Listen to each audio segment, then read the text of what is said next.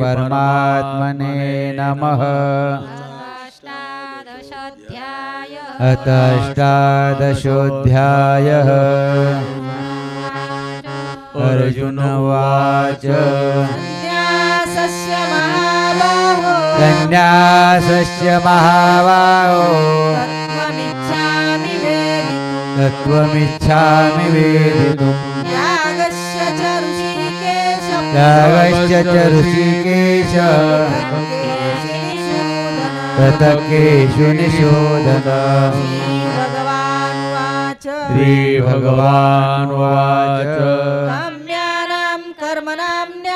काम्यानां कर्मणां न्यासं सन्न्यासं कवयो विदुः सर्वकर्मफलत्यागं प्राहुस्त्यागं विचक्षणा त्याज्यं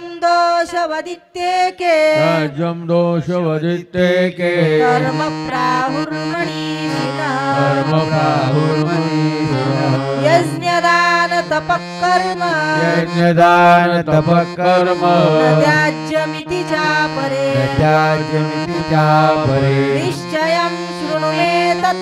निश्चयं शृणुमे तत्र त्यागे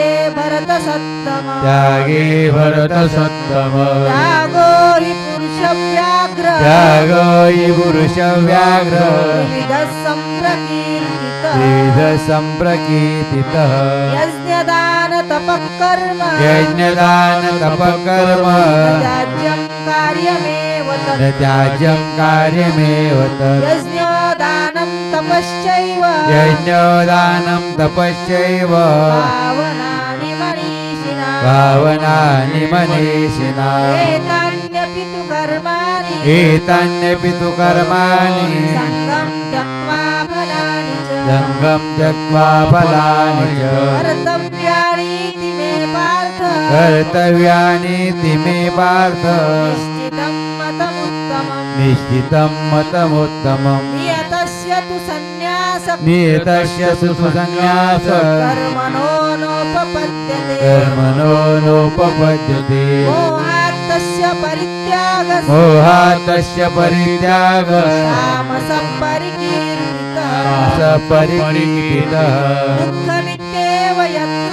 दुःखमित्येव यत्कर्म कायक्लेशभयात् कृत्वा राजसं त्यागं नैव त्यागफलं लभेत् कार्यमित्येव यत्कर्म नियतं क्रियते अर्जुन संघं त्यक्त्वा फलं चैव त्यागसात्विको मतः न द्वेष्टकुशलं कर्म कुशलेनानुसज्जते त्यागी सत्त्वसमाविष्टो मेधावी छिन्न संशयः न हि देहभृता शक्यं यत्तुं कर्माण्यशेषतः यस्तु कर्मफलत्यागी त्यागीत्यभिधीयते अनिष्टमिष्टं मिश्रं च त्रिविधं कर्मणः फलम् भवत्यत्यागिनां प्रेत्य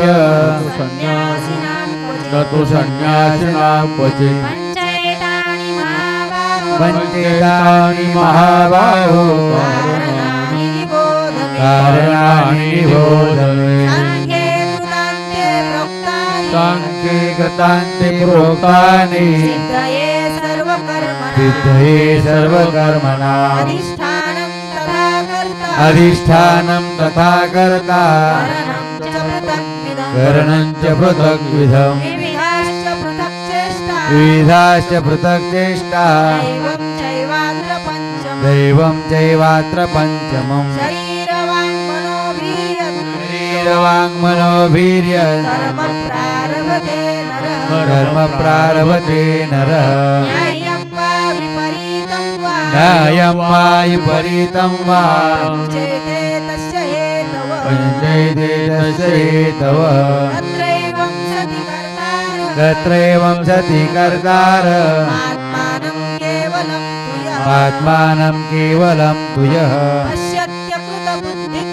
पश्यत्य कृतबुद्धित्वान् स पश्यति दुर्मति न पश्यति निर्मति यस्य नाहं कृतो भावो यस्य नाहं कृतो भावो यस्य न लिप्यते बुद्धिरस्य न लिप्यते त्वापि स इमान् लोकान् आत्मापि संयमान् लोकान् हन्ति न निबध्यते हन्ति न निबध्यते ज्ञानं ज्ञेयं परिज्ञाता ज्ञानं नेयं परिज्ञाता त्रिविधा कर्मचोदना त्रिधा कर्मचोदना करणं कर्म कर्तेति त्रिविधः कर्म संग्रह ज्ञानं कर्म च कर्ता च विधैव गुणभेदतः प्रोच्यते गुणसंख्याने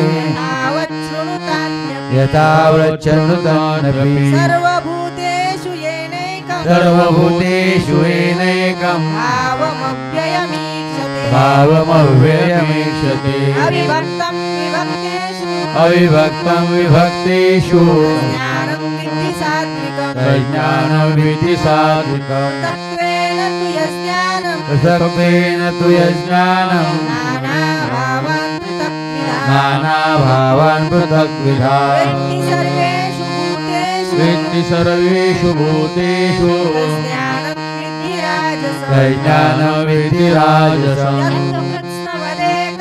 यत्तु कृत्स्नवदेकस्मिन् कार्ये सप्तमहेतुकम् कार्ये सप्तमहेतुकम् अतत्त्वार्थवदल्पं च तद्धामसमुदाहृतम् नियतं सङ्गरहितं रागद्वेषकृतम् अफलप्रेप्सुना कर्म यत्तत् सात्विकमुच्यते यत्तु कामेप्सुना कर्म अहङ्कारेण वा पुनः क्रियते बहुलायासम् तद्राज्यसमुदाहृतम् अनुबन्धं क्षयं हिंसा मनवेक्ष्य च पौरुषम् मोहादारभ्यते कर्म यत्तत्तामसमुच्यते मुक्तसङ्गो नहं वादी युक्तिस्साहसमन्वितः नित्यसिद्ध्यो निर्विकारः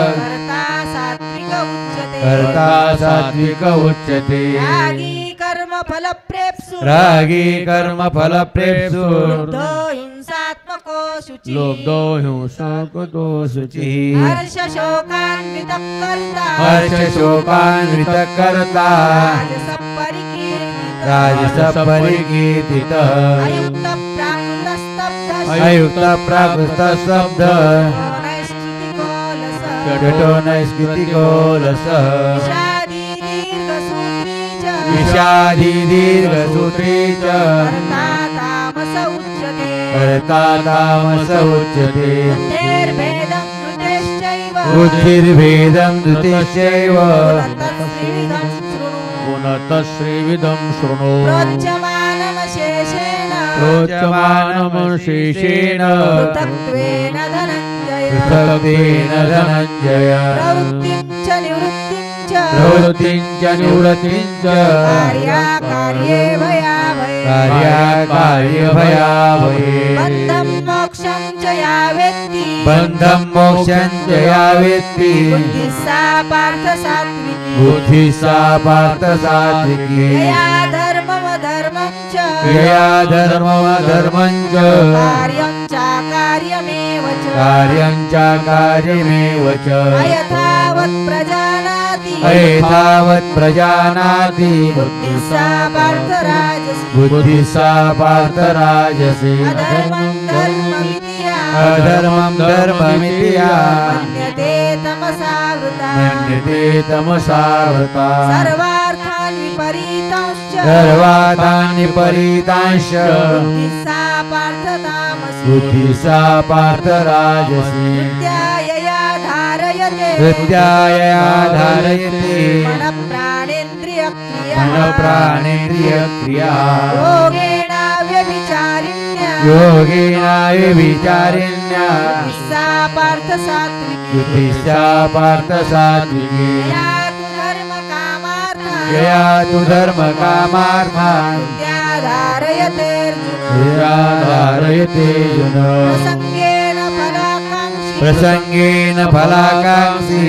सा पार्थ राजसी बुद्धिः सा पार्थ राजसी यया स्वप्नं भयं शोकं यया स्वप्नं भयं शोकं विषादं मदमेव च विषादं मदमेव च न विमुञ्चति दुर्मेधा न विमुच्यति दुर्मेधा बुद्धिः सा पार्थ तामसी बुद्धिः सा पार्थ तामसी सुखं त्रिदानि त्रिविधं सुखं दिदानि त्रिविधं शृणु मे भरतर्षभ शृणु मे भरतर्षभ अभ्यासाद्रमते यत्र अभ्यासाद्रमति यत्र दुःखान्तं च निगच्छति दुःखान्तं च निगच्छति यत्तदग्रे विषमिव यत्तदग्रे विषमिव परिणामे मृतोपमम् परिणामे मृतोपमम् तत्सुखं सात्विकं प्रोक्तः तत्सुखं सात्विकं प्रोक्तः आत्मबुद्धिप्रसादजम् आत्मबुद्धिप्रसादजम् विषयेन्द्रियसंयोगात् विषयेन्द्रियसंयोगात् यत्तदग्रे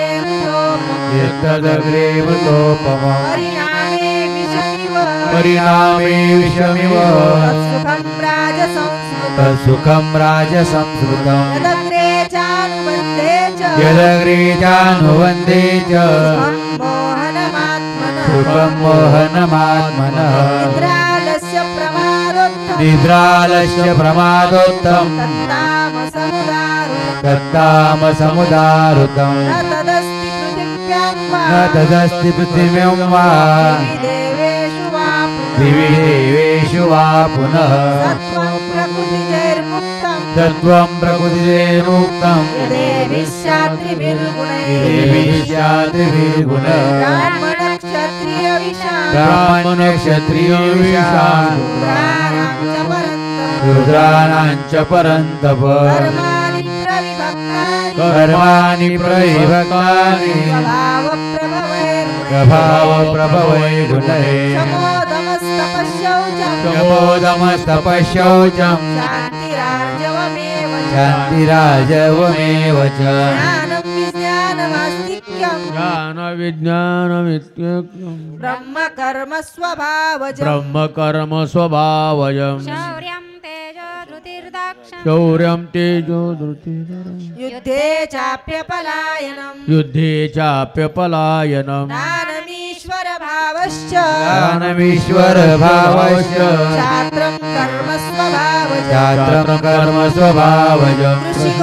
कृषिगोरक्षवाणिज्यं कृषिगौरक्षवाणिज्यं वैश्यकर्म स्वभावजम् वैश्यकर्म स्वभावजम् परिचर्यात्मकं कर्म परिचर्यात्मकं कर्म शूद्रस्यापि स्वभावजम् शूद्रस्यापि स्वभावजम् स्वे स्वे कर्मण्यभिरतः स्वे स्वे कर्मण्यभिरतः संसिद्धिं लभते नरः संसिद्धिं लभते नरः स्वकर्मनिरतः सिद्धिं स्वकर्मनिरतः सिद्धिं यथा विन्दति तच्छृणु यथा विन्दति तच्छृणु प्रवृत्तिर्भूतानां यत प्रवृत्तिर्भूतानां येन सर्वमिदं ततम् येन सर्वमिदं ततम् स्वकर्मणा तमभ्यर्च स्वकर्मणा तमभ्यर्च्य सिद्धिं विन्दति मानवः सिद्धिं विन्दति मानवः श्रेयान् स्वधर्मो विगुणः श्रेयान् स्वधर्मो विगुणः परधर्मात् स्वनुष्ठिता परधर्मात् स्वनुष्ठिता स्वभावनियतं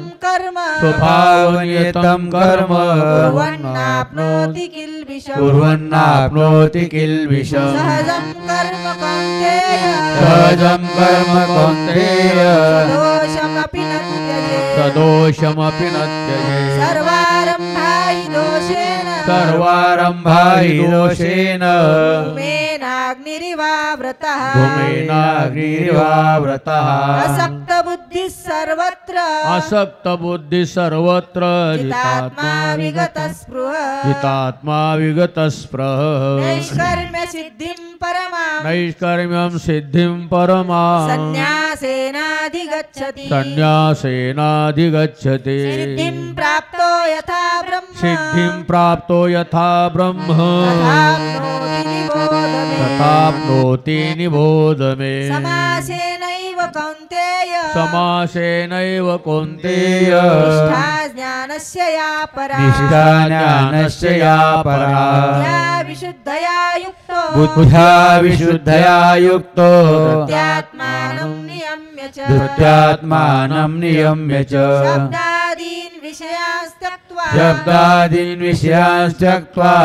रागद्वेषो विदस्य च रागद्वेषो युधस्य च विविक्तसेवी लघ्वासी विविक्तसेवी लघ्वासी यतवाक्कायमानसः यतवाक्कायमानसः ध्यानयोगपरो नित्यं ध्यानयोगपरो नित्यं वैराग्यं समुपाश्रितः वैराग्यं समुपाश्रितः अहङ्कारं बलं दर्पं अहङ्कारं बलं दर्पं कामं क्रोधं परिग्रहं कामक्रोधं परिग्रहः विमुच्य निर्ममः शान्तो विमुच्य निर्ममः शान्तो ब्रह्मभूयाय कल्पते ब्रह्मभूयाय कल्पतो ब्रह्मभूतप्रसन्नात्मा ब्रह्मभूतप्रसन्नात्मा न शोचति न काङ्क्षति न शोचति न काङ्क्षते समः सर्वेषु भूतेषु समः सर्वेषु भूतेषु मद्भक्तिं लभते पराम् मद्भक्तिं लभते परा भक्त्या